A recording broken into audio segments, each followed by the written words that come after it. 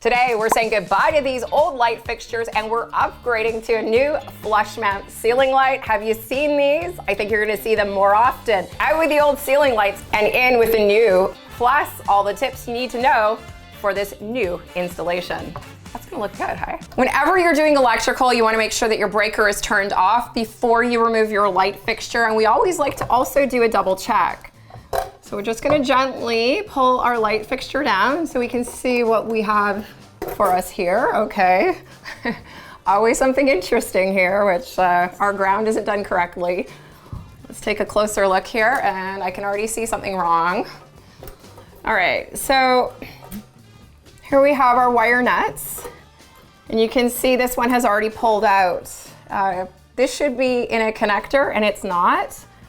Here's the other one. So this is also why I don't like to use wire nuts anymore, for lighting especially, is this wasn't connected very well. So typically, at this point, we should check that our power is off, and our power is indeed off.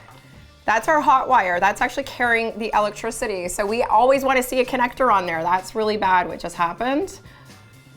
We're gonna remove the wire nut now from our neutral wire.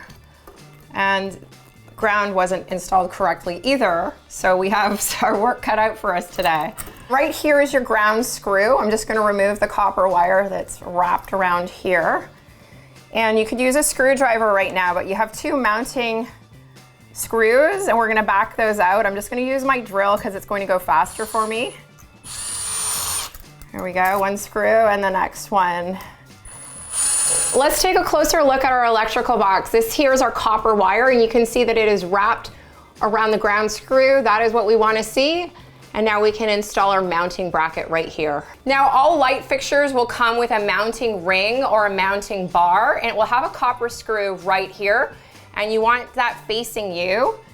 And we have two screw holes here on the sides, and I'm actually gonna have them on the sides and not front and center, because I don't want to see the screws when you walk in the room, and that will make a little bit more sense coming up.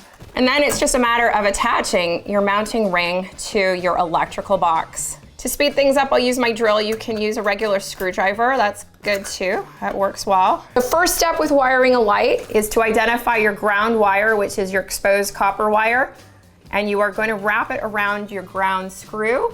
So get it in behind there, and you're going in a clockwise motion. And once you have it around your ground screw, I'm going to take my screwdriver, which is a flathead, and tighten that. And that's going to make a nice, solid, and secure connection for our ground wire. And I have a little bit of a tail sticking out, which is good.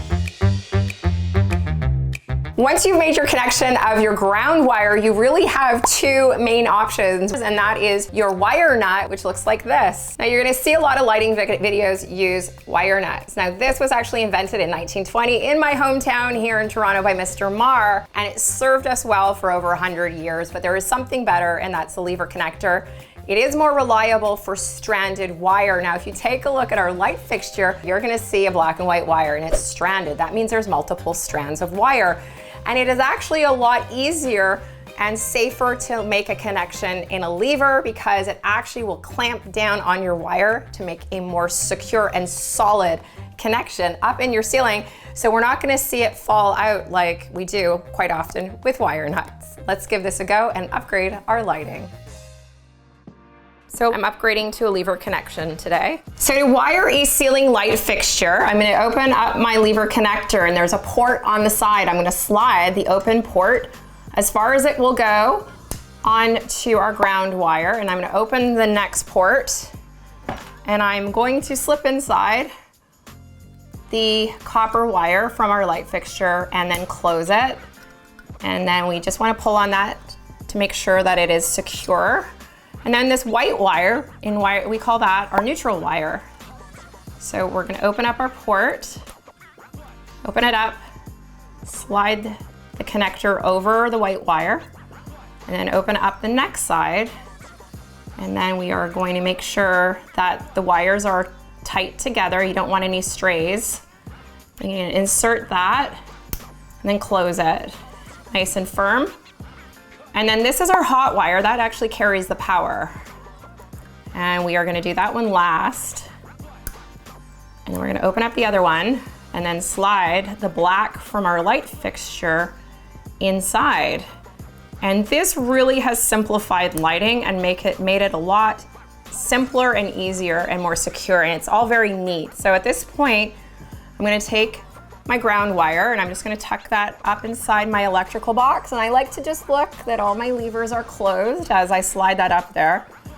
And then next I'm gonna slide my other 2 wires, tuck those neatly up inside the electrical box. Push those up, nice and neat, in a controlled fashion.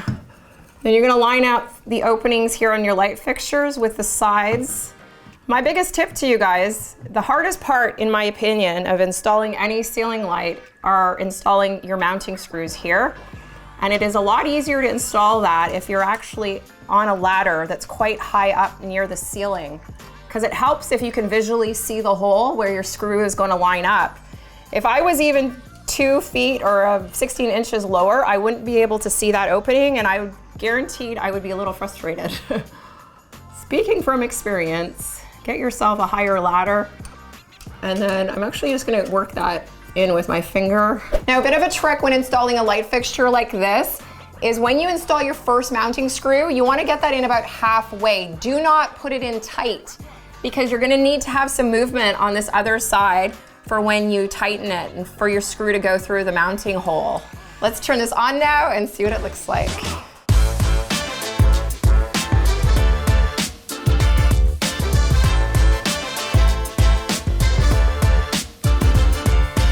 Now, I'm using this light in a kitchen renovation. I'm doing lots of different upgrades, including a range hood cover. If you'd like to learn how to install this and build this on your own, check out this video right here.